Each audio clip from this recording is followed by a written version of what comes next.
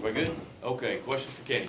Kenny, how did it feel just getting your first action in front of PBN? It was fun. To be able to, put the jerseys on. They got us in the all black, so looked pretty good. But, it was fun to come out here, hear the fans a little bit. It was exciting.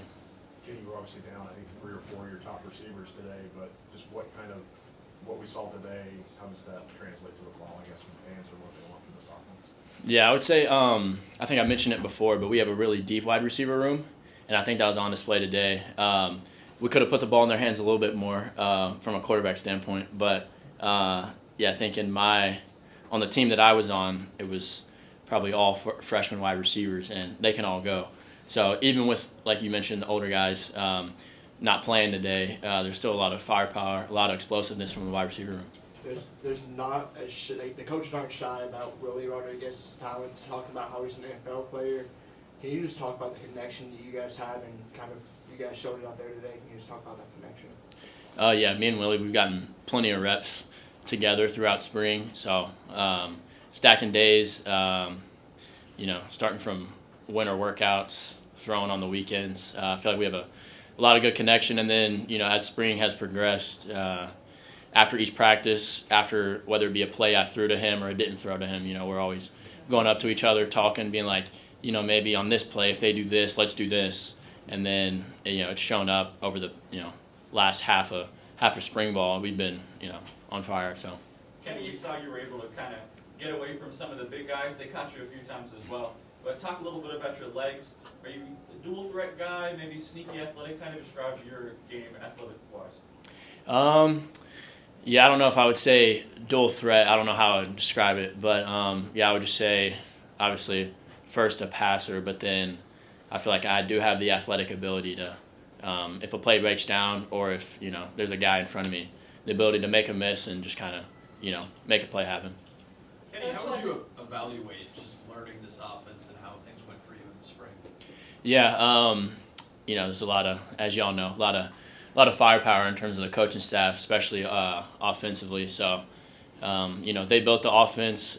We all learned it progressively over the spring. It's a lot of plays, a lot of different nuances. We didn't show a whole bunch today, but trust me, there was a lot, and it took a lot of extra meetings with the coaches. Extra time spent at home looking over notes, pictures. But I would say, obviously, we're only 2 or 3 months in, but I feel like everyone's definitely got a really good grasp on the offense, and what we've worked on throughout the spring and heading into fall camp and into season now, it's just honing in on the details.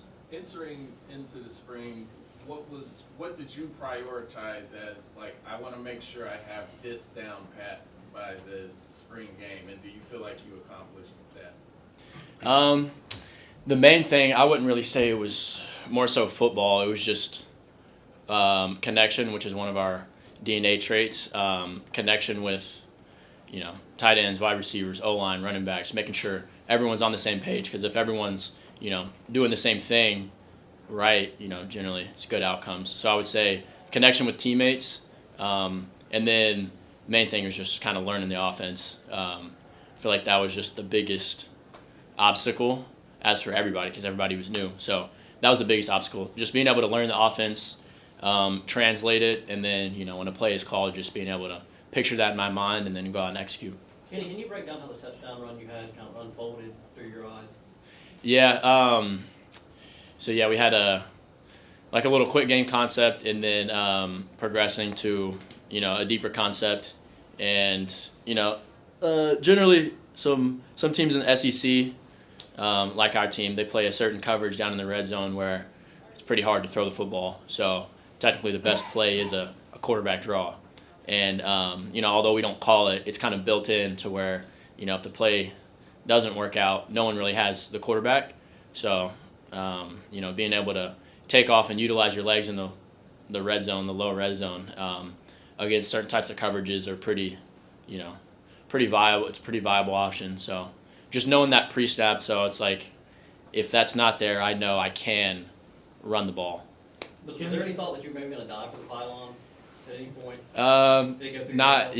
Probably not here in the spring game, but I feel like I had enough of a step on the guy who was chasing me to just kind of, knock the the pylon down. But if it's a game, the ball, definitely score that.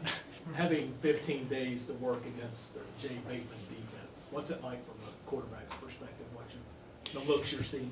Yeah, they do a lot of stuff. In my previous school, we played Texas A&M twice, which is where obviously he came from, and I would say those were probably top three, if not the most difficult in terms of playing against, because against their defense you have to be really efficient post snap, and you got to confirm what you're seeing, because they do a lot of stuff. They have a lot of nuances to their coverages, to their blitz packages, to their fronts, to their run game, knowing where we want to hit the ball, run ID. So being able to see that every single day. And then, obviously we play Texas A&M this year too. So being able to see that every day in practice gives us a leg up, and then also it makes me a better quarterback, because there's other defenses out there where from a quarterback standpoint, it's a little bit easier to read and you feel a little bit more confident. But obviously against Bateman's defense, you got to be on your toes. Kenny, when Coach Stein today was talking to us, he said if you're good enough, you're old enough to play. When he was talking about Kenny Darby, Mm-hmm. you said you played with a lot of the freshmen this spring. How good is he, and how bright is his future? You guys seem like you targeted him a lot today, and in the one-on-ones, he made some really good plays. Yeah, he's a really good player. You guys saw it today, and if you guys seen any of the other practices, he's really shifty, really athletic. He's just a baller. He just, you put the ball in his hands, he could take it to the crib from 70, 80 yards. So I would say, him being a young player, and we have a few of those on the offensive side of the ball, young players, but especially Kenny.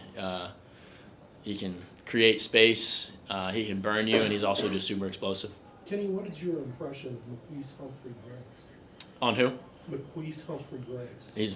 He's really good. I think he might have got me today once or twice, but he's a really good player. And obviously, while you're on the field, you're not really thinking about, who do they have on defense. But it definitely shows up on film. And after the first few practices, whenever we were hitting and actually, guys were fitting the box and trying to tackle and stuff, he shows up. He's a really good player. We have a lot of really good defensive line. Kenny, Coach Stein said he got emotional running out of the tunnel today. Could you sense that from him? And then just as you've gotten to know him better since you got on campus, how do you describe his personality? Obviously, I can't be in his head, but I know he's at the very beginning. He touched on his background and what being in this position means to him, with him being from Kentucky.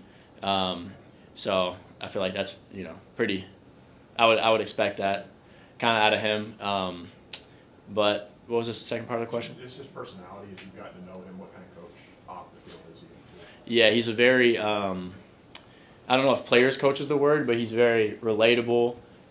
He connects to a lot of his players, whether that be in the middle of practice, hands-on coaching, whether that be after practice, coming pulling guys aside, talking to them about certain reps, situational football, whether that be in the lunchroom. He's sitting down with the players, just eating lunch, kind of casual. I'd say he's very relatable, and I think it's super beneficial, especially for young guys coming in, to have a coach who they can actually go up and talk to, as opposed to a coach who, is, resentful is not the word, but just doesn't really talk to their players and kind of puts himself on, a pretty big pedestal. And it's me and then it's everyone else. I feel like he integrates himself into everybody else with also still holding his position.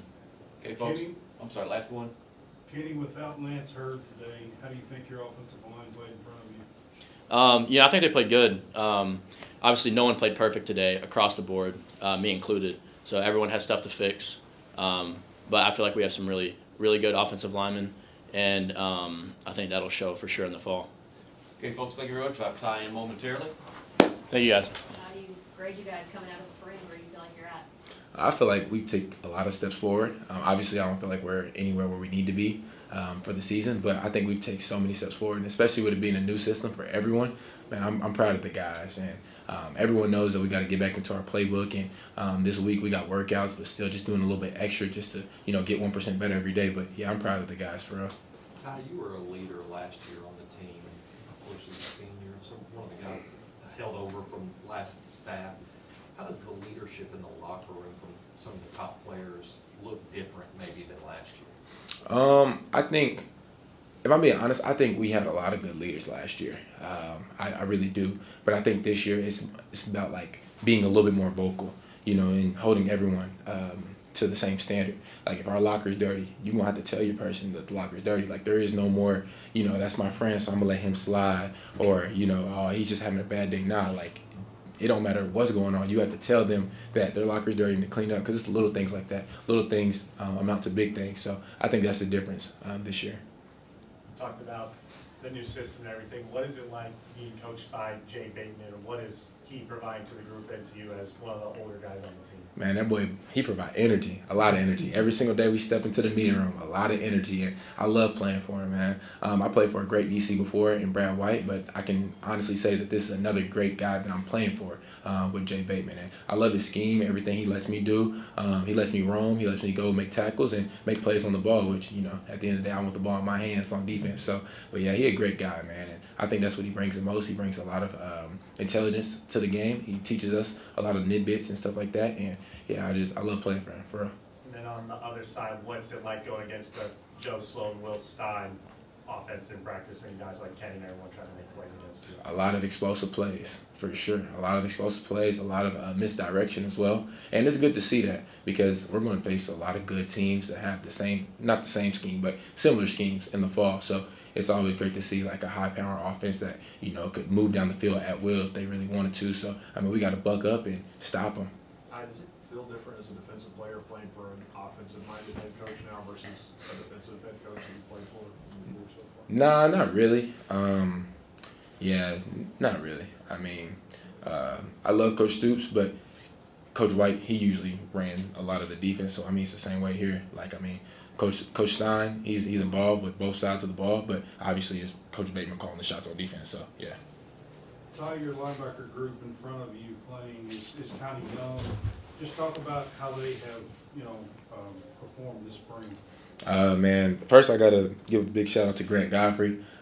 He's a guy who, throughout the years, he came in the same year as I came in, but he's been a guy who's been kind of under the radar the past few years, but he's taken a tremendous step when it comes to leadership and just his knowledge of the game, and he makes everything easier for us too in the back end, because obviously I don't got all the answers, and sometimes they come out in a certain formation, you might get stumped, but Grant, he's right there with me, and we piggyback off each other, and he got great energy. So that's a guy that we're really counting on this year, and I can't wait to see the steps he continues to take. But I think for everyone in the linebacker room though, I'm proud of them. Like I said, they're light years from where we first started spring ball day one, and obviously I don't think anyone on the defense is there yet, but they've definitely taken a few steps up, and it's just a maturity thing. At the end of the day, they're all young, but when you step on that field on Saturday, there is no young and old. It's, we're playing college football. So, yeah, they just got to mature a little bit more. Ty, when they switched Martell's from safety to running back, were you a little bit jealous? Nah, I wasn't jealous. I wasn't jealous at all. But I did tell him on an honest note, you live in a lot of people's dream. And, obviously, me coming in from high school, that's what I wanted to do. And my high school coach, Coach Landon, he was my DB coach, but, he drilled that in my head, you go over there on defense, do your thing, then they switch you to offense, then you can get to play both. But, yeah, I told him honestly, you living out a lot of people's dream. A lot of people love to be able to tote that rock and go on defense and make plays on there. So, I just told him that he has to capitalize, and I was proud of him today. He's run the ball hard, so I was proud of him for sure. Ty, you talked about that maturity a little bit. I think there was a play in the second quarter that Antoine had to make open field tackle, and he was pretty fired up after that. It'd be easy to say in the spring that, hey, it's spring, we're not doing our best tackle. What does it say about this group that you guys are getting fired up and taking a lot of pride in making tackles? Man, I think that's big because it just translates to the fall at the end of the day. Like, those are tackles that we're going to need him to make. And I remember talking to Rye, number 20 on the sideline, and we were just talking about that play, and he was like, like the fact that he made the tackle and got up, amped up, like that's exactly what we need, and we need him to stay consistent. That guy, he got a lot of talent, Antoine Smith. He can run, he can jump, he's really fast and physical. He just got to apply himself, and things like that. That's what we need, just for him to make big tackles and just get himself going. So, but I'm proud of him too. He's taken a lot of great steps forward in the right direction. We just needed to get him to continue to grow, and yeah, I think the linebacker room is going to be really, really good, especially being under Coach Bateman. Ty, tell us something new that you learned today. We're going to be really good. Well, I mean, I've been knowing that, but like it's kind of today just confirmed it, and I don't know, something that I learned today. I wouldn't even say I really learned too much. It's just a lot of things were just confirmed. We got a really great offense that can move the ball down the field. We got a defense that bend don't break defense, and we're gonna keep people out the end zone. We got a great fan base, obviously. I mean, we had a lot of people show up today, and it was supposed to rain. They knew that, and they still showed up for us. So that was amazing. But yeah, What are you most excited about this new defense allowing you to do? Blitzmore, most definitely. I have not got a sack yet in my collegiate career. In high school, it took me to my senior year to get a sack too, but I'm hoping to come away with a few sacks this year. So that's exactly what I'm happy about. There was a moment on the sideline where you're surrounded by your former guys that are now in the pros, making a name for themselves. Just talk about how special it is for them to come back and support you and the team as you all have this transition and as you go into your senior year. Man, that's big, man. Like, obviously, seeing those guys on the sideline, I was the young buck when they were playing on the team, and now it's like I'm the big dog now. You know what I'm saying? They're coming back. But yeah, I just love that, man. The fact that they still show up, even though they didn't play for this staff, they still show up and support us. And I mean, they could be doing anything on a Saturday. Especially most of them are in workouts right now, but they flew back just to support us. It means the world to me, and just being able just to stand there with them and chop it up and ask them questions about what they're going through, them asking me questions about what I'm going through. It just means the world to me, and I love those guys for real. Couple more. Yeah, Coach Stein was talking about being able to stay in the moment. Are you pretty good at that? What are some secrets to being able to do that? Secrets, I don't know if I can provide you with any. Just breathe. I feel like I struggle with that too, because I feel like as a human, it's so easy just to get caught up in like the future, like what's going to happen if this happens, or a lot of what ifs. But I think at the end of the day, it's just continue just to remind yourself to press the reset button and just be where your feet are, because you're never going to have this opportunity again in your life. And I mean, I think so many people get so caught up about the future that they forget about the present, and next thing you know, the present's gone, and you looking back like, dang, that was a great time in my life. Ty, what have you learned about Coach Stein over spring practice? He got a lot of energy. He brings the energy every day. Every time he walked into the building, he got energy, and I love that. He walked into the team meeting room, and he'd be in there bobbing his head to the music, singing the music and stuff like that. But I also learned he a guy who loves to compete. He's not even out there, and he's like, you couldn't tell that. If you was to see him, you would think that he's putting on shoulder pads and helmet, like about how he wants to get after it and compete, and I love that. And something else, I think that he does a really good job of not letting anyone like slack off, no matter who you are. Like one time I came out here and I didn't have my jersey on, and he was like on the mic, the big mic, Ty Bryant, put your jersey on. Like, he don't care, you know what I'm saying? And I like that. It takes me back to like how my dad used to run things. He don't care who you are or how you feel about it. He gonna tell you about yourself. So yeah, I enjoy that about him. Ty, what's it been like learning the new playbook? You're learning all these new people, all these new coaches. It's a lot being thrown at you. Absolutely, but I think it's a blessing though. It's a blessing just to have everyone here and just to learn a new playbook, because I mean, ball is ball, and the more that I know, the better I can be for the next level. So that's kind of what I thought about it a little bit. When I was making my decision on what I really wanted to do, I remember talking to someone, and they was like, if you can show that you can thrive in multiple defenses, that just makes you 10 times better for the next level. So yeah, that's my answer for like the playbook. But for the people, I mean, it's just, I view myself as a friendly person, a person that you can talk to about anything. So, I mean, I just go up to people and just, talk to them and get to know them. Because as a leader as well, I feel like the way that you lead people, you actually have to build a good relationship with them. Because I might yell at a person and it might, trigger them, and they might go out there and play their best game. But I might also yell at someone else and they get in their feelings. So just having a good relationship with them. And with the coaching staff, I think they do a really great job of just, opening themselves up and, you know, wanting to learn their players. What obviously, like as a coach, you have to do, but I think they do a fantastic job with doing that. So, yeah. Okay, folks, thank you very much. Thank y'all Appreciate for you coming out guys. today and